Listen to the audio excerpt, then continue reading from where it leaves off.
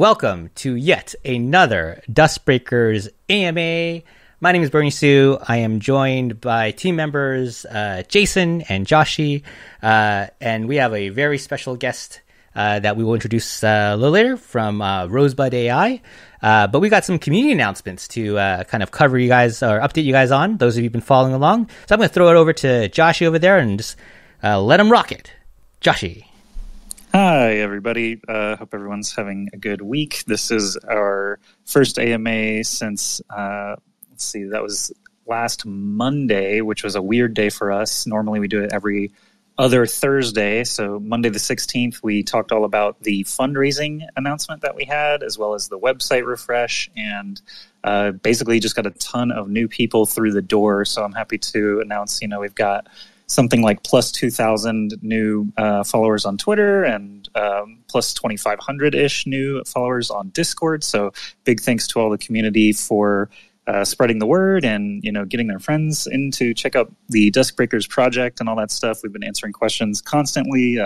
Actually, big shout out to Nikita from Cryptus and Crypto Davy, two Russian crypto communities that actually spread the word. And we got a large influx of Russian speakers, so we'll be obviously monitoring that and possibly getting some native language speakers as moderators if the need arises, as well as other languages, Japanese and Turkish. A couple others expressed interest. So happy to have a growing global community. Since then, we also started the sticker contest on our Discord. We had only like 4 Discord stickers.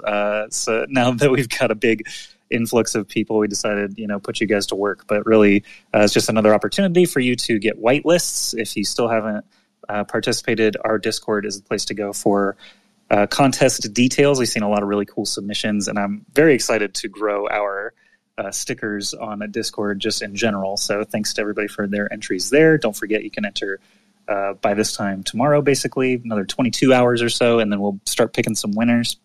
There's an NFT prize up for grabs, as well as up to 100 whitelist winners for our second collection, which a lot of people are scratching their heads about the second collection, and that's hopefully going to be cleared up a little bit in this AMA here. I wanted to stretch a little bit here and get a few more people in the door. I see now we've got a decent amount of listeners here on Discord and on Twitter, so we can start to talk about the drop 2 expectations since we're still waiting for the Rosebud squad to show up in force. Jason, I obviously don't want to overstate anything. We've got the text laid out here in front of us, but did you want to frame this a little bit more before I dive into any of these collection 2 details? Sure. How about it? So hi, everybody. We would like to do what we're calling right now a pre-FAQ. We dropped this info just as a heads up to our Breakers group in Discord today, our Breakers only room. For those of you who are holders of our Genesis collection, that we would be covering this tonight. So hopefully you're ready and anxious to hear about it. The framing here is this will frame everything as like the direction of what we were doing with drop number 2. As with most of our history so far, is when we release something, we've generally had some sort of utility or purpose behind it. And so in the first one, I wasn't here at the time, but I knew all about the project back then. We had the play to mint, where you could, we had an early mini game. You could play it. You could get on an allow list to purchase a Genesis breaker. In this case, while we won't necessarily do a play to mint out the gate, what we're looking at here is the next collection will be a new set of gaming assets. This drop will not be a variation on the Genesis breakers themselves. So this will be a net new item, a net new token that, again, token as in non-fungible token. So that, we're going to put these out there, and especially for our holders and those who have won whitelist through a bunch of our community contests, that you'll have first access to claim these at the drop time, which will be, again, late June. Probably in the week, somewhere in the 20s, we'll be putting those out there, and then we'll have more information here probably in next couple of weeks while we finish up more of our like hard and fast FAQ details. So I'm going to run through this. Joshy, do you want me to just run through it and then we'll kind of sync up after? Yeah, absolutely. Okay, great. So as I said, this set will be gaming assets. We're a gaming company. We're making games. We're making a play and earn game.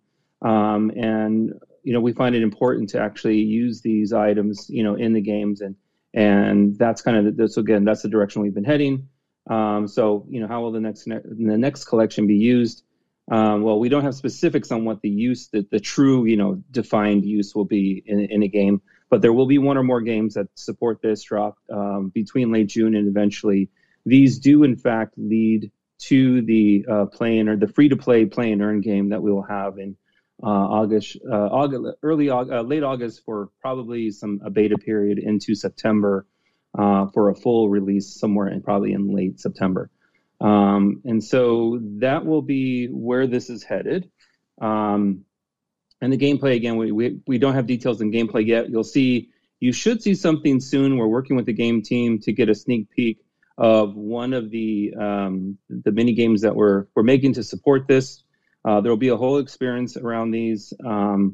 After we previously did the Beast Battler, we previously did the Breaker Simulator, and so you kind of get a sense of what we might do. That's not what we're going to do. This will be a little bit different in a few ways, and so we're building new experiences. I think that's also really important that the game development team has been really heads down, not only on our upcoming big, play and earn game, but also everything in between, so that everything is a great experience for our players.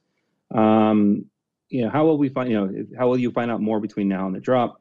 We'll definitely have some clues along the way here, but for sure, one of the things that even we talked about today is really hopefully have a solid date to drop information. Hopefully no later than 1 week, but probably something more like 2 weeks before the actual drop, such that everybody should feel they have enough information and enough time to get all your ducks in a row to make this happen on your end, and you're ready to go and jump into our activities that we'll have following. And then I'm throwing this question in here because I really felt like there's a logical following a logical thought process of, he said they were gaming assets, and so gaming asset NFTs on Ethereum sound really taxing, and so yes, we are evaluating. We have been evaluating other chains to figure out what is the best one. We have not made a true final decision yet. We're kind of down to we're making a decision essentially this week. And then we'll be ready for June to start rolling that out. But just know that there will be a different chain, and then that's why we want to be ahead with the information that we provide, so that people get get your wallets in order and everything that needs to happen. We want this to be as smooth as possible, as little churn, as little steps that you have to do as possible, and so that's all going into part of this consideration. How will the other questions I wrote for us here are, how will this drop work for if you're a holder or a whitelist, a person that has a whitelist? We have more details soon. We don't have that this moment. And then so the very last question that I had written down was, how will breakers impact any of these games? That's still being some of that is being worked out. So we have a couple months here before the full play and earn game, and how breakers impact the play is still being determined. So, but those are all things that we're considering. We just want to put the cards on the table as much as we can. We obviously can't show. So if you think of this as poker or something, we still have the cards up. We haven't put them down yet, but we're getting really close, and we want to be able to share more information. And so, right at the time of the start of this space, I published an FAQ to the news area of our website, and we'll drop that into Discord. During the show here, just wanted to make sure that we handled a bunch of questions. We have said so many new people join in the last, join our Twitter, join our Discord since the PR news.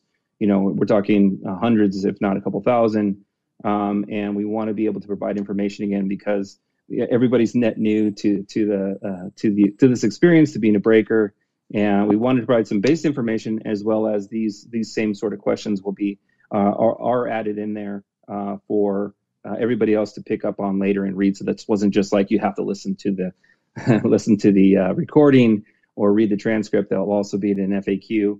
And right now the FAQ will be up as more of like as an article, and eventually we'll have a full landing page with all of this information there on our website. So that's all stuff to come.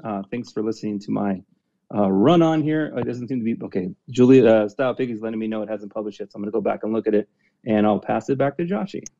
All right. So yeah, Jason, good job there going through the nitty gritty. Just to recap, I guess, for collection 2 kind of bullet points, things we know, right?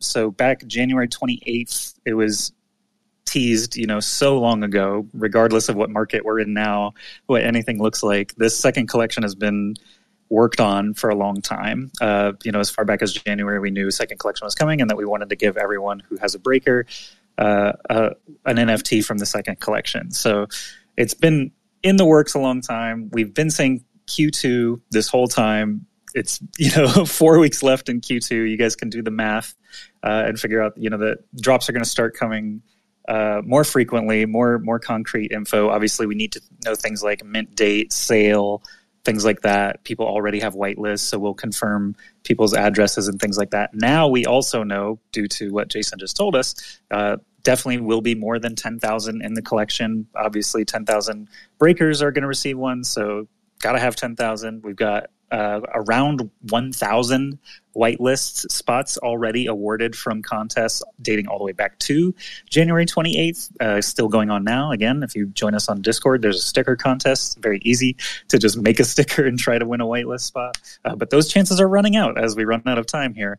And then now we know that the second collection will not just be more breakers. There was some, talk about how second collections in other projects brought down the value of both the first collection and the second collection. And all I could really do is hold my tongue and say, you don't really even have any clue what we're building. Every morning, we're in meetings, we're seeing concepts, game things, art things, lore things, story things. I get excited every morning seeing the stuff that is still being nailed down. Like, obviously, we don't want to share anything and then change it a week later. That's really the only reason we haven't shared a lot of the stuff that is currently being built. Obviously, sneak peeks are something we want to start doing. They just need that 100%, gold stamp. This is safe to share because it won't change. And that's, we don't want to constantly change things either. So thanks again for the patience for all the people who've been around since December. We are getting closer and closer to things you can do with NFTs, right, in the project. So that's cool. One more note that Jason didn't explicitly say, and we did clear this before the AMA, is that the Genesis breakers, the 10,000 that exist right now, that contract is capped at 10,000. There will never be more Genesis breakers added to that collection. So I just want to drive that home again, that the second collection is going to be very different from what exists already. So if you're already holding, Genesis breakers or you're interested in getting into the project, they will have different uses, values, etc. As the project unfolds. And I did say in Discord as well, like, we want to build games that use NFTs, not necessarily NFTs that we then have to figure out what to do with. So just keep all that in mind as we continue pounding pavement, building ramps, all that stuff, all those euphemisms, and keep our project going. So again, thank you, and keep asking questions in the AMA chat on Discord, and we'll get around to them. But now we actually have three guests here from Rosebud AI. So I'd love to start talking to them to learn more about their AI capabilities and how they can help creators in Web3. So let's go ahead and introduce. Lisha is the one who we actually spoke with ahead of time and promoted. So I guess Lisha will ask you first to go ahead and introduce yourself. Hi, thank you so much again for having us. I mean, this is such a, DuskBreakers and Meta Theory in general, such a great community because you guys are doing stuff with, your community around like an actual game, not just like an NFT collection, as you were saying. So just really quickly, I'm Lisha. I'm the founder of Rosebud AI. I have with me Orinea as well as Lewei. Lewei is the head of design. Orinea is our head of community. And our bread and butter was that we actually didn't start in Web3. We made AI-powered creator tools. So we started with mobile apps. A lot of the tools around, AI-generated visuals. So, for instance, you type in something, you can actually create it from scratch: characters, gaming assets, realms, all of these like backgrounds. AI really makes it possible for people who aren't artists to kind of start engaging and make visuals as artists. And so why we found it so exciting to get into Web3 was because there were these like nascent concepts floating around, kind of, collective world building. You would have a community together wanting to kind of imagine or rather make user-generated content around an NFT collection. And we found that this was like a really great use case for all of these machine learning models were coming out that made creating really excellent visuals accessible. It also, in maybe in a surprising way, complements artists too, because you can help artists train a model in their own style. And I think Lewei can really speak to this as well, in how some of the artists that we've worked with, it kind of amplifies their ability to create collections and also engage with, interactively make assets for their community. So, yeah, I mean, this is like, I guess, a little bit of a longer way of introducing, but what we'd really be thrilled to talk about is just what role this plays in a Web3 kind of gaming environment where you're really including the community in part of the lore creation and the visualization, hopefully as collaborators and creators. Cool. So what is your role with Rosebud specifically? Yeah, so Rosebud, because we used to make these apps, now we're completely focused on making NFT drops that hopefully have these interactive properties. So, for instance, one of our apps, Synth.run, you can literally, enter text and be able to generate new characters, new landscapes, all of these things. And so we're including that as part of drops in collaboration with artists and other types of games in order to help engage their community in creating assets as part of an NFT collection. Okay, and we've also got Orinea and Lewei, I believe, is how they've said their names earlier. If Lewei, are you there still? You want to introduce yourself and what you do with Rosebud? Yeah, Josh, you pronounced my name very correctly. So, can you hear me? Yeah, go ahead. Oh, yeah, cool. So my role is to, first as the head of design, to design the look of the platform and the tools we are building. And also as a creative director, we're designing the experience about how people can use our tool. Very sort of Web 2.0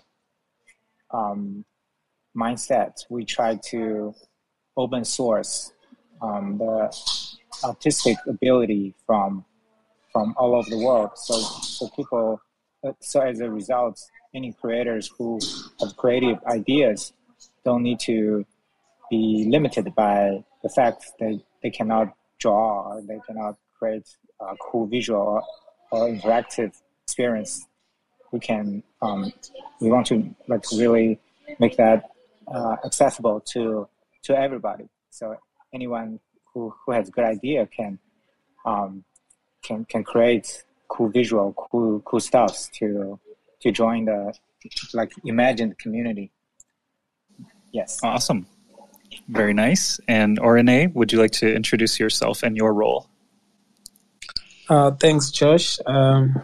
Yeah, guys, my name is Orinea, and just to keep it short, I'm head of community at Rosebud. And really my focus is to say, how do artists start to bring along their community, and not particularly just from a consumption point of view, but also from a co-creation point of view, focusing on all the tools that we have developed for our artists, and really trying to make sure that the community is not left behind, but brought along even in the creation process. So that's what I'm doing on a daily. Awesome. All right. I suppose my first question, Lewei definitely spoke toward something I was already thinking about asking, which is, I will direct this to Lisha, though. For AI-driven creative tools, I clicked around TokkingHeads a bit and Synth.run and, checked out what I could. And looks like it is still, emerging technology. People are still getting their hands on it, figuring out ways to use it. Maybe you can tell us a quick and easy way that complete amateur artist like myself, maybe I have a cool idea for some sci-fi space galaxy art, something like that. But I obviously am not skilled with Photoshop or something. What recourse or tools might you suggest for me, Lisha? Yeah, I mean, so maybe kind of just to start off, you want to start creating a landscape and a scenery for it. And so there's a couple of different models, both that we make accessible, but as well as I think, in the broader AI community, there's models for landscapes and scenery, and also even more of an abstract models that give more abstract imagery. And so the ways that you can engage with these models, and by engage, I mean how do you even prompt out output, is to either use text. And so these methods allow you to kind of embed natural language into generating visuals. There's also models where you can kind of access by looking at all the space of all possible things it can generate, and then start navigating that way. But yeah, kind of putting it more simply, then if you were to use something concrete like Synth.run, you would type in space and then start creating a more descriptive, prompt around that, and then just see what it generates. And then you can start iterating and changing up maybe your description if it's not exactly what you want. And then at the end of that, instead of having to draw everything yourself, you might get a lot of concept art around that kind of scenery that you want. And then similarly for characters, you can start describing what you want to make. I actually thought probably it's a good idea. We can even try to do a live demo. But for those kind of assets, do you have an idea of the character that you would like to make for that kind of sci-fi storytelling?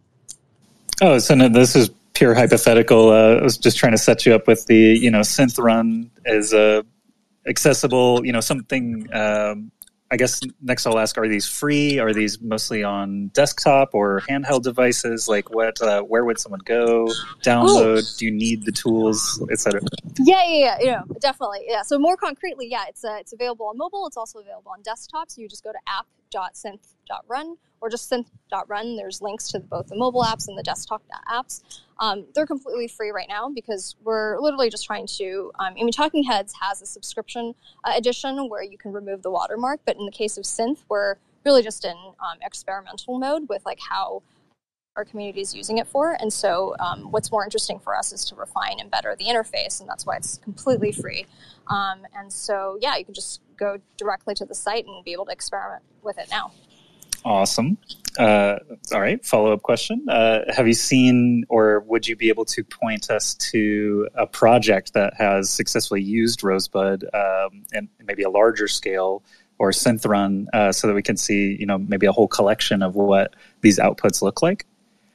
Oh, yeah. So right now, because it's one-off generations, we don't make it very easy to do batch generation. So we've been collaborating more in a white glove choosing a couple of different artists and projects that we're working with to make larger collections. Gotcha. So those are all in the works. Maybe Lewei could speak about some of them or actually Orinea with some of the artists that we've been working with. But basically for the larger collections, it's quite hard to use the app right now to generate a 10K collection because you have to do it, kind of 10K clicks. Whereas on the back end, we can fully allow people to do that if we're just collaborating with the artist. Sure. Orinea, if you have any examples or artists.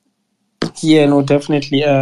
Because currently we are sort of still in the works, some of them are really waiting for us to do the announcements. But I think one which is quite publicly out there is Laura. So if you search Laura Raffetti, she's actually starting to put out some of her work that she has generated through Synth. In the coming weeks, we should be expecting to announce a couple more artists that we've collaborated with who are going to be starting to put out their work that they've been generating through Synth. I think for a reference, Laura is quite a good reference. I should add also in Laura's case, and in these more, I guess like white glove collaborations, we're even taking in the artist's works and training an exclusive model for them. So it's not going to be like, everyone has the same type of style. In this case, we get to, even just with like 10 pieces of their artwork, be able to train an ML model that can generate infinite things in their style. That sounds really cool. Yeah, I guess that was going to be another follow-up. Lewei, I see you're unmuted there. Go ahead.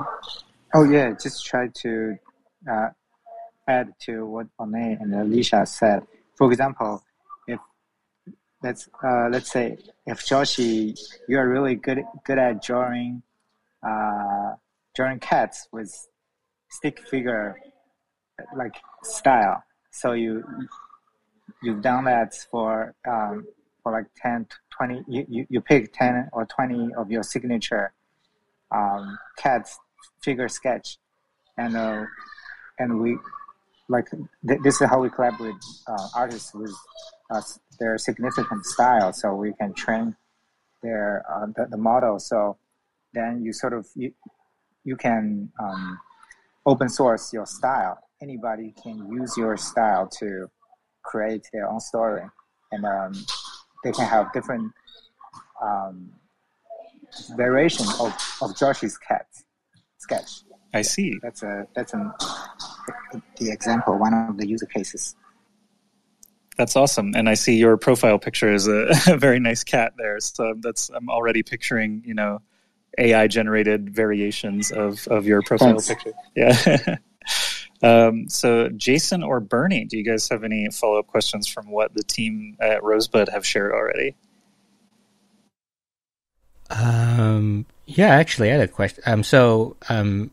Just kind of my look like the creating of content through AI as a pipeline I found so interesting, and so I was familiar with you guys before when just kind of in the creation app tools that you guys were doing, and like for us as a NFT franchise with not only just games and like the PFP assets, we're doing a lot of different things. We have a web comic that's coming. We've done animated videos and so forth. And so, like, where do you guys see the kind of 6 months down the line? So hypothetically, let's say you guys generate a collection. Are you then able to almost seamlessly take that singular PFT, like let's say you generated a kind of a derivative Bored Ape, for example, are you able to take that PFP and then automatically send it into a system to create like a short TikTok video with it, with voice, dancing, movement, all the bells and whistles? Just curious, like the capabilities in the short to midterm. Got it.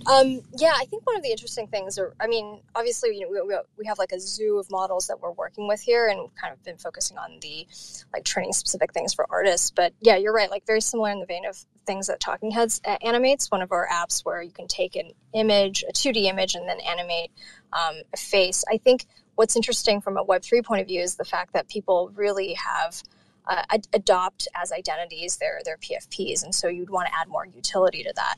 And so some of the things that are sort of like later down the line that we're planning to in that same theme is like how do you create like almost like a sticker pack of animations that will help people emote as their avatar, or how do you kind of maybe potentially live stream as your avatar. I think some of the machine learning methods, especially if it's very similar to like the physiology of a human face, are extremely easy to adapt for that. I think the more cartoon-like it is, the more that you would have to train very specific models for. So maybe the short answer is if it kind of adheres to adding more utility around the identities of this PFPs, it's very interesting for us, and we'll work on the machine learning methods for that.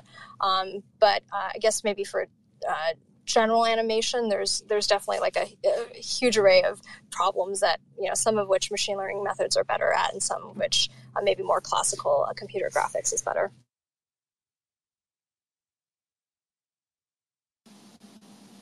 Good answer, Bernie. Well, I mean, yeah, it was fascinating. I guess it's like I look at it from kind of pivoting it to our holders, right? So a lot of the listeners you're listening to this conversation today, they have breakers, and they have these PFTs, and hopefully, like they've identified with one of them they have in their own, and so kind of walking through the steps, and a lot of them may not know the details of what TokkingHeads and where the ecosystem lies in this now. Like, kind of walk through like what can potentially a holder of a breaker in our collection do with the tool sets that you have today, and maybe 2 months from now. Yeah, I think like in the terms of a breaker, I'd be really curious is the demand there for using it in terms of like, as you were saying, like TikTok videos, like do you want to actually create content as your breaker? Is it important that it really like mimics your facial expressions really well as if like you were using it as a VTuber, or is it more important that you're able to like say port it over to other games and more in that interoperability lane? I'm actually really curious because like you guys have these users and like I want to see where the need is from a utility point of view. It's definitely kind of a you won't know until you know type thing situation, because like as our team is building out our story world, we introduce there's only so much that's available now for our audience. To be very honest, it's like you go to the website, you see what the Dusk is, you've seen a couple of our videos, and you played a couple of our games. So you kind of get a very, very, in my opinion, very basic and rough idea of the aspect of your breaker. You go up to the ship, you do stuff on the ship, you bring stuff back from the ship. It's like, so there's that. But eventually, as we play these higher end interactive mechanisms where we have canonicalized breakers, for example. So the idea of having a breaker that basically is designated by a number and a bunch of traits right now, then become a full-fledged living character in our story world, is something that we are definitely going to do. It is happening. Like it's happening for sure. And then you have an opportunity, of course, once you do that, to potentially have entry points for just general holders to bring their characters into life. And so what you see with one of the things I see with your tool sets is that, like, not everyone's a writer, right? And not everyone's an animator, and not everyone is can do everything soup to nuts and take an animated character or an animated picture and turn it into life. So what I potentially see down the road, if with a tool set like yours, is that we can potentially open it up. So like hey, do a animated skit, like a day in the life of a breaker using your breaker, but it's under you do the voice and it animates your voice type of thing, like little VTuber style, we'll say. So I can see that. I'm not saying we're definitely going to do that. I'm not saying we're not going to do that, but I find it as an interesting tool set for our community, depending on, of course, obviously technology changes, where it is now and what can possibly happen. So yeah, that's kind of where I'm kind of framing that from, if that makes sense. Yeah, no, totally. And that area, this is exactly like what I'd love to like dig into, because like part of what we've been chatting about internally is like, what is it around like maybe, the canon and the lore generation that we can invite more participation from the players. And so part of it is like, not everyone's an animator, not everyone, can even just like create these assets. And so, we can help with that. I think another thing is just even thinking through how that UX would work. I mean, like, what does it even mean to have them participate in the storytelling? Like, do we invite players as to co-create a comic together, or I'm just kind of thinking out loud here, and that would kind of suggest a different type of UX where a bunch of the players would maybe come together to write something that their breakers are featured in, and then the animation helps visualize that, or kind of creating a scenery is super easy because all they have to do is describe it together. What are some of these, I guess, like user experiences, and that would kind of help me kind of brainstorm on the tools that we have available now, how that can kind of enable the community to participate. Oh, of course, and this is something where it's it's all speculative, right? It's so fascinating, interesting, and kind of there's a lot of different ways to go, obviously, with the way the technology goes and the way storytelling goes. So I'll give you an example of something that's there now. Okay, so we did a Mad Libs contest basically a couple weeks ago, where I put together a little Mad Lib script of an encounter between two breakers, and one breaker was set. So we said one breaker is this is the captain character, that's set. The other breaker is the breaker that you, as a holder, could put your breaker in. And most of the people who were holders and participated, I assume, put one of their breakers into the story. They gave the breaker a name, they gave them a little bit of a relationship with a relative, and blah blah blah, and it kind of Mad Lib style framed it a little adventure for them to go on. And so they did this thing, so now it's just a script. Okay, we did a little surprise this past couple of weeks, and they're up there right now. If you guys want to go take a look, we had some voice actors record the scripts for some of the kind of we just picked a couple of the contestants, and we recorded the entire scene with voice actors. So no animation, just voice actors in that. So then we do that, right? And so that's something that felt that it's a pretty easy lift from our side as content as story world creators, and finding a way to get participants in, or potential community members participating into the canon. Now, is it locked canon? No, right? It could be. We could do something where one of those people who did the Mad Libs could win it, right? So then what I see from what I know of and seen from your tech is like, okay, could we take that another level? Could we import the audio, and we know what the breaker is because we have the traits, we have the token.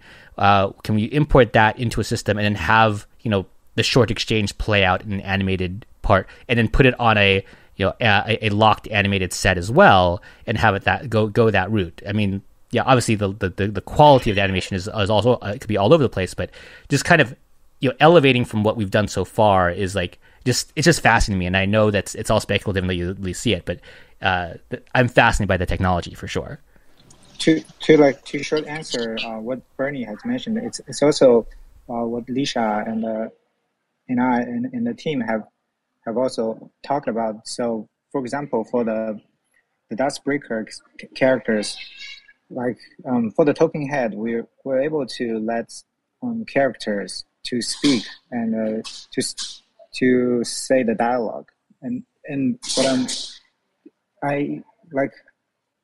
Before checking with our machine learning team, I think the more so far, if we let them speak like common characters using their mouths, maybe the result will be better if the face is more clear. It's closer to the human. So sometimes if they're wearing a mask, maybe that might confuse the algorithm a little bit. But what you are picturing is definitely achievable with some tweaking. Maybe Lisha could add more details to it. And also, if you're talking about DuskBreakers to exploring the whole universe, if the style is consistent through the AI generative technology, we can keep generating tons of different worlds, universe with the similar styles. And sometimes you can find a happy accident to find really cool results. Sometimes it's just a similar style with what we already have in the game. Yeah, I think the interesting UX question here for me is like, the tech can be polished to serve this purpose. And so, previously, because it was, it's harder to do, obviously, like have a voice actor for every breaker holder, but now maybe with like a little bit of a quality diminishing, we can do this for every breaker holder. Now, would that encourage them to make more of this content and therefore, almost like surface better user-generated content? Like, does that kind of engage the community more? I'm curious if that's, if there's anything that substantiates or helps kind of prove out that hypothesis currently. Thoughts on that, Joshy, Jason? No, I've been messing around with the web app a little bit while you're discussing Amazing. This. So I just replied to this tweet that says starting now with Rosebud, etc., the AMA tweet, and I replied to it with a DuskBreaker's face that I generated on Synth.run, and it is a purple scary lady, but it is definitely a character that I could see being, a syndicate or like a spooky, shady figure in Machifuku, like our story world that we're building here. So one idea that comes to mind, along with the writing contest that Bernie mentioned, the Mad Lib sort of, put yourself in the story deal, we could just do, create a character, design an NPC, and that could be a contest, or it could be, we could maybe we need a dozen new characters to populate a bar scenario, or I don't know, a military operation, or there's a bunch of different scenarios where we could involve the community to say, hey, you guys, use AI or use your imagination as well to create an area of the Congo for us to stomp around in, or we found a new room on the Dusk, this alien spaceship that no one's ever walked into before. Generate some dreamscapes and landscapes for us, and we'll it's just more. It's like more the merrier. You've got more options to draw from, even if the AI itself isn't like perfect artwork, as you're saying, slightly diminished as it is or whatever. We can then use it as inspiration. Or Gears Art, who is listening this whole time. Gears Art is our primary artist for a lot of the artwork you see on DuskBreakers so far. And I'm sure he's listening, very intently right now to this conversation. But yeah, even just this one DuskBreakers face that I printed out here is already kind of spurring ideas. So that's just my 2 cents. Yeah, clearly with making art easier, you open doors for less capable and less accessible people. I'm thinking even smaller communities or countries with less internet access, and they're more mobile, perhaps, like having the mobile app helps a lot, even just for accessibility. So yeah, I think opening doors, having more access for more people is always going to lead to some more creative and collaborative artwork. So I think it's really cool. I would sit here and mess with this all day. That's awesome. I feel like there's some of our earlier adopters who are definitely not in the web space. We're coming from D&D communities, and maybe the use case is supernatural because, like, for them there's this recurring need of creating visuals around the storytelling and playing new games with game masters. And so I think, like, kind of similarly, I feel like a lot of these ideas can be translated into in these Web3 games where you are encouraging the community to storytell with you. And so I'm just like curious. I guess, like, I'm most kind of like hungry for evidence around, like, what is it that the community really craves, like what will allow them to really participate in generating more lore for games and more and just like keep them, allow them to engage as creators more easily. Is it just that, like, they want to create characters, they want to create storylines, like, or is it like, they want to kind of create a piece of art together with the actual artists that are, officially involved with a Web3 game? And so, like, I'm just really hungry for just kind of empirical evidence here. Just adding to that point of view, I'm with you, Lisha. One of the things that in my work in interactive is that, the kind of global non-tech answer to that question is consequentiality. Is that the community is like, giving them the chance to do stuff is one thing, but you giving them a chance to either be consequential, potentially consequential, to really affect narrative in a really substantial way. I'm not saying necessarily kill a character, for example, which is obviously very, very consequential, but having them feel impacted in their ways in the narrative is like, I mean, that's like been my life's work for like 10 years. So that's the kind of the ethos that I've really instilled, or I'm instilling, as we are starting to roll stuff out into what we're building here at DuskBreakers and Medithary. So cool. Very cool. Joshy, Jason. All right. I think we are, running lower on time now. I want to be respectful to everyone's time. So we spoke a little bit about our community updates at the beginning of the show. I want to give Lisha and the rest of the Rosebud team a chance to give some parting words before we move on to Q&A, or also invite any listeners right now who do have questions for the Rosebud team to go ahead and raise their hand either on Discord or on Twitter, and Bernie will facilitate, or we can pull you up to ask your questions. But what we'll do is have Lisha give maybe a final spiel and things to check out. If there are questions, we can ask right after that. And then otherwise, if there's any community Q&A questions for the DuskBreakers team, we will let the Rosebud folks head on if they want to. So Lisha, any, I suppose, final remarks on our discussion here today, or things you're looking forward to for Rosebud that people can go take a look at? Yeah. So, we already talked about the app. So what we're really most kind of interested in is just having people who want to, explore what Web3 kind of co-creation is. And so our Discord is we're on our Discord fairly actively. So if you guys have ideas on how to animate your breaker, or what would actually give you joy in using these AI tools in your own kind of Web3 journey, then come and give us a shout out, and we can kind of discuss and try to figure out how to make more people kind of able to express themselves in these games. Cool. Giving people a chance. Any listeners have question for Lisha or Rosebud AI before they head on? Otherwise, if you got general questions, also we'll start to entertain those as well. And then we'll, start dipping into Discord and previous questions to get started there. But don't be shy. If you're listening here on Twitter or Discord, we'll pull you up. Jason or Bernie, any last words for Lisha and crew if we don't get any questions?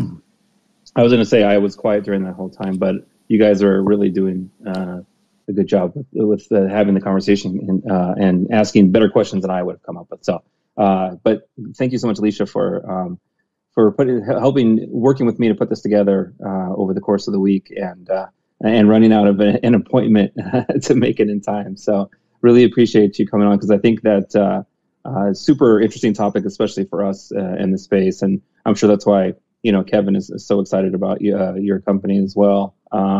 So thank you so much for being a guest, and your team, Orinea, and make sure I get the name right, Lewei, for joining us today. I'm sure the community found a lot of interesting things here as one of the things that's fascinating about Web3 is IP licensing, ownership, and those sorts of things, and what you can do and how you can affect the story. So it was great. Really appreciate you having us. Thank you. There's actually just one question here from Salizar, who is a longtime holder of DuskBreakers. It is kind of a technical question, I suppose, but he says, for some of these Web3 specific use cases, would there be some sort of proof of ownership in place by linking to our wallets? Because, for example, Synth.run just now, this face that I created, I was able to just download. Is there ownership or ties to wallets at all, sort of, for this generative art? Ooh, what a question. I like this question. Yeah, absolutely. So, the short answer is we want to integrate a minting functionality here, but we also are just taking a bit more time, kind of being thoughtful about do we want to make it what part that will allow people to mint, and what part is it just to keep up the exploration of this space? And by space, I mean literally the latent space of all possible generations. So, short answer is yes, we're looking to integrate that kind of feature in the near future. Excellent. Yeah, I think naturally you would want to protect people's creations, and there's a lot more that we could talk about even just on that topic. But thank you, Salizar, for the question. He does say, very cool. Thanks for answering. So very appreciative there. And it looks like the rest of our questions are starting to come in, but they're specifically about the DuskBreakers collection stuff that we mentioned earlier. So again, thank you to Lisha, Orinea, and Lewei for speaking here with us today. Thank you. Thank you for having us. See you. You guys are great. You can obviously stay on and listen if you like, but you're free to go. Okay, so next question coming up here. D-Lu, who is always here. Oh, Lisha, I can actually hear myself through you still. Okay, there we go. D-Lu, who is always here asking questions, has a very good one already from our FAQ that Jason posted. Jason, in the FAQ, it says, while we can't detail the exact specifics of how the next collection will be used, quote, there will be one or more games to support this drop in late June. D-Lu, naturally catching on to this, asks, does this mean partner games or DuskBreaker games, for example, could Crypto Walkers support the assets? Jason, you did give a little bit of answer there, but just for everyone's sake, you want to repeat that? Yeah. With words now. Our own. These will be our own mini games and games in general. So, we're building a thorough experience that will have a few layers to it. So this is within our own. I say universe because if I think I say metaverse, everybody has a metaverse, but there's only supposed to be one metaverse.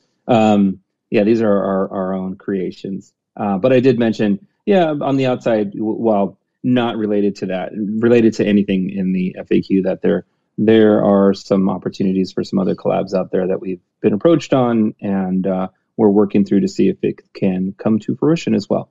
But everything in the FAQ is definitely related to just the things that we're doing. Yeah, Crypto Walkers is obviously a specific shout out there, as they had the DuskBreakers MIF rifle that they added to their future game assets, and they've mentioned before that the Crypto Walkers weapons are game keys as well. So I could see the line of thinking there with the partnership that we have with them. I think it would be really cool down the road, obviously, to continue to give back to those partnerships.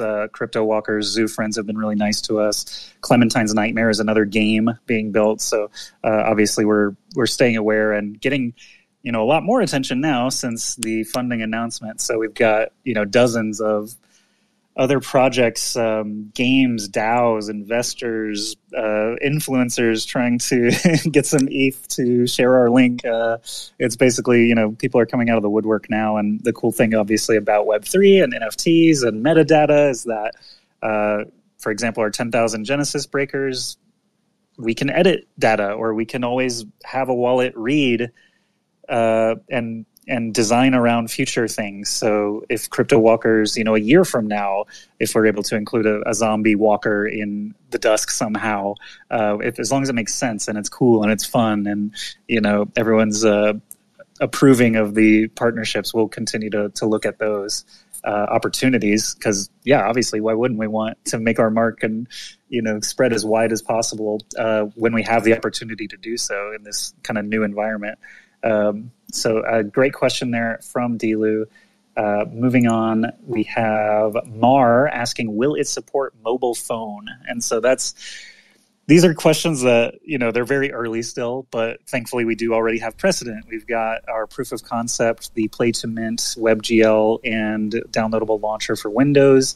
Those were playable on, certain phone setups. Mobile is something we've mentioned before as something we absolutely need to have, right? It's got the most users globally, and there's plenty of precedent. So mobile is always on the radar for development as well. But I mean, to say yes or no right now wouldn't make any sense because there's no game finished. So just know that we are also thinking about that, as well as all those other considerations on the FAQ. Don't actually see too many questions. I might actually scroll back up a bit. A lot of these questions are still from the newcomers asking about, what actually took place in December, guaranteeing, making sure that if they buy an NFT off of OpenSea right now, one of our original 10,000 collection, making sure that they're going to receive something from the second collection, since that was a big part of our draw. Any other specific questions that aren't just what is the game going to be? Obviously, there's no tokens yet either, no governance token or fungible token. Obviously, the only thing we have currently is the 10,000 generation breakers and the upcoming second collection, which we just shed a little bit more light on. Konut, of course, asking second collection mint price. That is something I, obviously, as someone who started in the project as a customer, I want to know this stuff as soon as possible. I've obviously observed tons of other communities as well and how they're displaying mint prices, how early, stuff like that. And obviously is the moment we're ready to nail it down and announce it. I want to get that info to you. I know that things like paychecks come into play when you're deciding, how many NFTs you're going to get in a given month. And you only have so many of those. And there's 100 million other projects vying for your pennies and dollars. So clearly we want to get as much information to you as soon as possible. Today's AMA, really the FAQ, just kind of giving you a direction, right? At least giving you something to consider. But yeah, these next coming weeks should be, really a lot of details coming soon because we don't want to conceal anything. We just kind of have to. So yeah. I'll throw in for everyone that Josh, was specifically we're all remote, so that you can't really hammer the table. But he was definitely asking the question of our group, all of our groups today, like when we need to have this information as soon as possible, so that people can start to get ready to make this decision the right way. So just know that Josh is already advocating for you out there and making sure that we get this information again as soon as we can. That makes sense, and we have all of our information ready. Should be at least a couple of weeks before. That's our hopeful deadline, is like a couple of weeks before the actual drop is. We'll have that information for you. Cool. Given just a little more time for questions, we are approaching the hour, so I mean that's time. We usually do go over just a little bit if people still have questions, so don't be shy. We do still have the Discord open as well if you want to ask questions over there. Thinking about just housekeeping stuff while you guys think of questions, we've got the sticker contest once again. Up to 100 whitelists will be awarded. I gave Discord roles of sticker contest to all the people who had valid entries. Some people did not have valid entries. They're just a picture of their breaker, so double check there. But we have like 85 to 90 individuals submitting and have valid entries. So that's pretty great. If we hit that magic number of 100 tomorrow, that'd be pretty cool. Thank you, everybody, for participating there. And make sure if you have not participated already, you've got about 21 hours now to get those in on discord.gg/DuskBreakers sticker contest. Other than that, we might have a cool surprise for you next week, more of an artistic surprise, something we wanted to get out potentially this week, but want to give a little more care and attention to. So I'll just float that as a head scratcher. I think Jason and Bernie know what I'm talking about, so I won't reveal too much.